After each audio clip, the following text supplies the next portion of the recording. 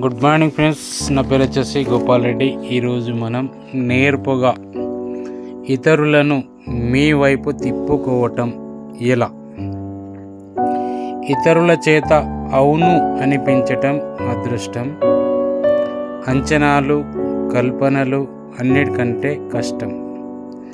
ఇలా అవును అనిపించటానికి మానవ సంబంధాల్లో అనేక వ్యూహాలు విధానాలు ఇమిడి ఉన్నాయి. ఇతరులు అవును అనటం అంటే మీరు చెప్పినట్టల్లా వారు నడుచుకోవడమే. ఇందులో 4 మేలైన విధానాలు ఉన్నాయి.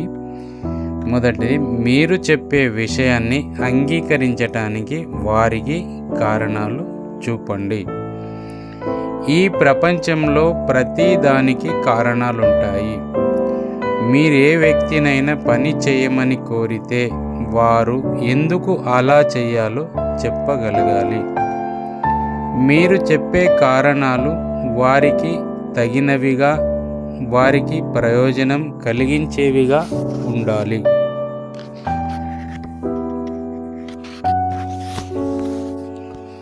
మీకు మాత్రమే లాభం, ప్రయోజనం కలిగించే కారణాలు చూపటం సరైన పద్ధతి అనిపించుకోదు. క్లుప్తంగా చెప్పాలంటే, మీరు చెప్పింది చేయటం వల్ల అది వారికి ప్రయోజనం కలిగించేదిగా ఉండాలి తప్ప మీకు కాదు. రెండోది, ప్రశ్నలు సంధించండి. మీరు అవును అన్న సమాధానాన్ని వారి నుంచి రాబట్టాలంటే వారి చేత అవును అనిపించగలిగే మానసిక స్థితిలోకి తేవాలి. ఇందుకు అనుగుణమైన 2-3 ప్రశ్నలను రూపొందించుకోవాలి. ఉదాహరణలు: మీరు మీ కుటుంబం అంతా సంతోషంగా ఉండాలనుకుంటున్నారా లేదా?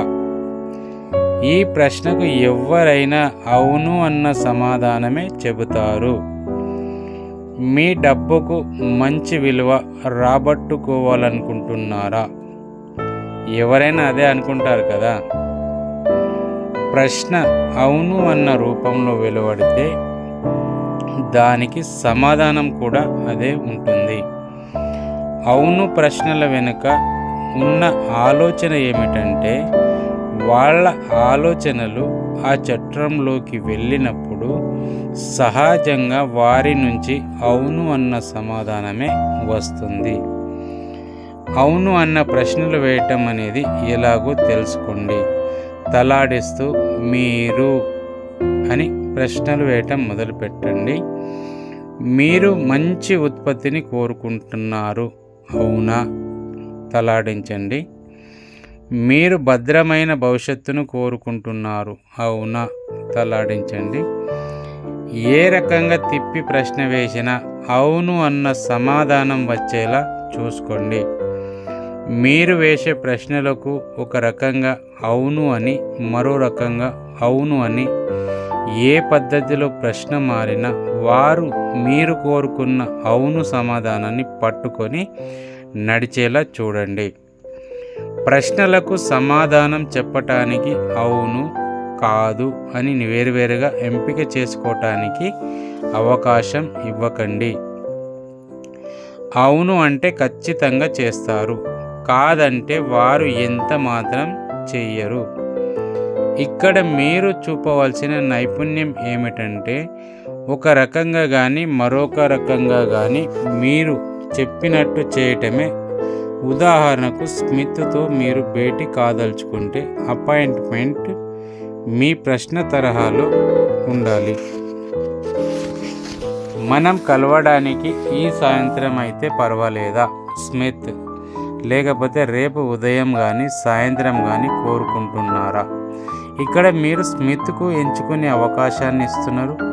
ఈ రెండింటిలో ఏది ఎంచుకున్నా మీరతన్ని కలవగలరు. ఒకవేళ మీరు నాకు అపాయింట్మెంట్ ఇస్తారా అని అడిగారనుకోండి, తక్కువ ఫలితాన్ని ఇస్తుంది. అవును, అపాయింట్మెంట్ ఇవ్వటం కాదు. అపాయింట్మెంట్ ఇవ్వకపోవటం అనే 2 ప్రత్యామ్నాయాలు అతని ముందుంటాయి. మరికొన్ని ఉదాహరణలు: మీరు నలుపు వస్తువు కొంటున్నారా, తెలుపుదా? ఇందులో ఏదో ఒకటి కోరుకుంటున్నారా అన్న ప్రశ్న కంటే ఇది నయం. మీరు రేపు ప్రారంభించాలనుకుంటున్నారా లేకపోతే మంగళవారమా? మీరు ఈ పనిని ప్రారంభించాలనుకుంటున్నారా అనడానికి బదులు ఇది మేలు. మీరు నగదు చెల్లించాలనుకుంటున్నారా కార్డు ద్వారా చెల్లిస్తారా? అన్ని సమయాల్లో ఇది ఫలితమిస్తుందని చెప్పలేం, కానీ చాలాసార్లు దీనివల్ల ప్రయోజనం కలుగుతుంది. అవును, కాదు రెండిటి మధ్య ఎంచుకోవాల్సి రావటం కంటే నయం. వాళ్ళు అవును అని అంటారని ఆశించండి. మీరు అలా ఆశిస్తున్నారన్న విషయం తెలిసేలా వ్యవహరించండి. మీరు చెప్పిన విషయానికి ఇతరులు ఆమోదం తెలపాలనుకోవటం మీలో ఉన్న ఆత్మవిశ్వాసానికి సూచిక. ఒక రకంగా చెప్పాలంటే అది ఆత్మవిశ్వాసానికంటే పైమెట్టు. వాళ్ళు అవును అని ఖచ్చితంగా చెప్పాలని తెలిసేలా మీరు ప్రవర్తించండి. చాలామంది తటస్థంగా ప్రారంభించి ముందుకు వెళతారు. మీరు అవును అనే సమాధానం ఆశిస్తున్నారని తెలిస్తే ఏమాత్రం తడబాటు ఊగిసలాట లేకుండా మీ మార్గంలోకి వచ్చేస్తారు. ఇది ప్రభావవంతమైన మనస్తత్వ శాస్త్రం. కొన్ని విజయాలు మీ సొంతమైన తర్వాత ఆ మార్గంలో వెళ్ళటం మీకు సులువవుతుంది. Okay friends, thank you so much. ఇంత ఓపికతో విన్నందుకు థ్యాంక్ యూ.